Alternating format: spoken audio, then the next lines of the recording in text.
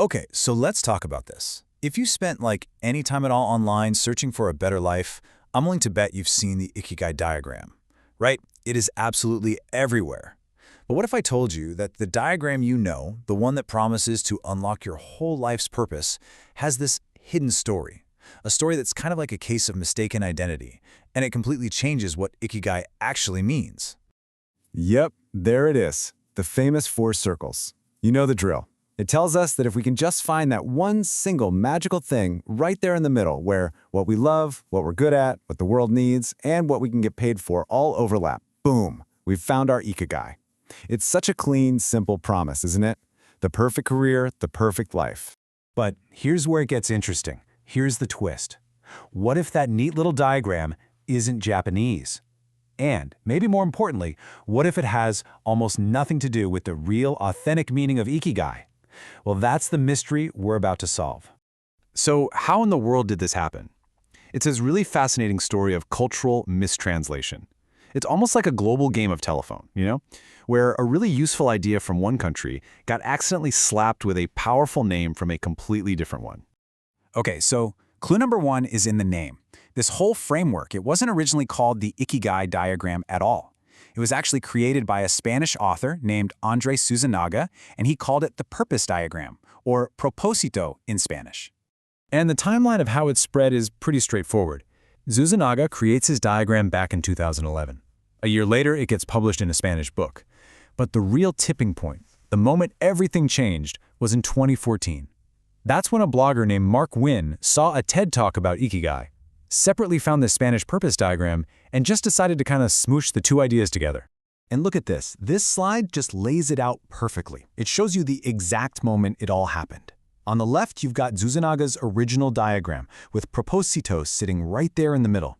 And on the right, that's Mark Wynn's version. He translated the 4 questions, but he swapped out that one single, crucial word at the center, from purpose to Ikigai. And that one little change is what made this thing go viral. And you don't have to take my word for it. Wynn himself basically said so in a blog post later on. He wrote, "The sum total of my effort was that I changed one word on a diagram and shared a new meme with the world." So it was his interpretation, based on a TED Talk, not some ancient Japanese concept he was translating. Now, it's really important to say this wasn't some kind of malicious act. Not at all. The source material calls it a serendipitous blunder, which I think is a perfect way to put it. Because you can see why, right? This diagram, even though it's technically a misinterpretation, has genuinely helped so many people start thinking about their purpose. It's just, it is an Ikigai.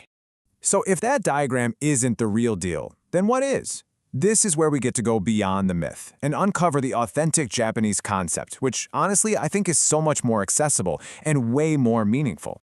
All right, let's just make this crystal clear. From now on, when you see this Venn diagram, I want you to think purpose framework. It's a useful tool, but it is not Ikigai. They're 2 completely different things. This table really breaks down the biggest mix-ups. The Western diagram insists that your Ikigai has to be something you get paid for, but authentic Ikigai, it's got nothing to do with money. The diagram says it has to be what the world needs, but real Ikigai is way more personal. It's about your world, your friends, your family, your community. You don't have to be a master at it either. It's all about the growth. And yeah, you might love it, but sometimes Ikigai can be found in just simple everyday routines. At its very heart, Ikigai translates most simply to a reason to get up in the morning. See?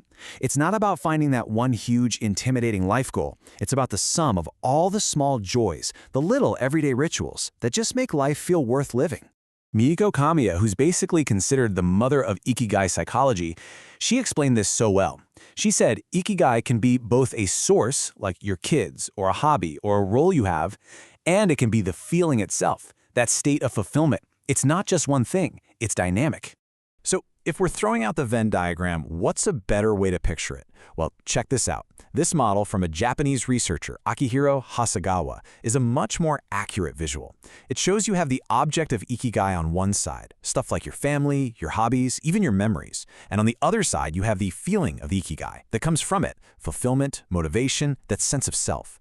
Your self is what connects the two. So let's just sum up the difference here.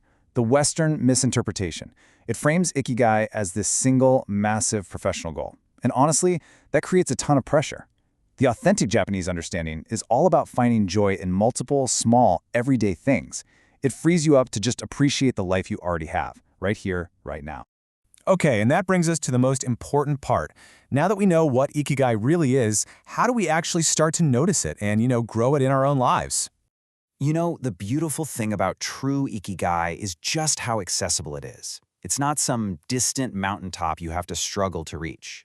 Your Ikigai can literally be the ritual of enjoying your morning coffee. It could be a hobby you're just starting, and maybe you're even terrible at it, but you love it.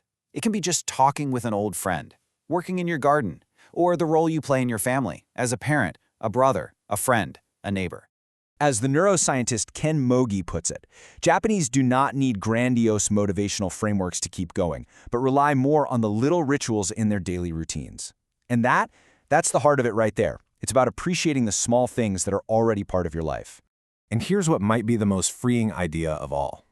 Ikigai isn't a fixed thing. It's not static. You can have many Ikigai all at the same time, and they will absolutely change as you grow.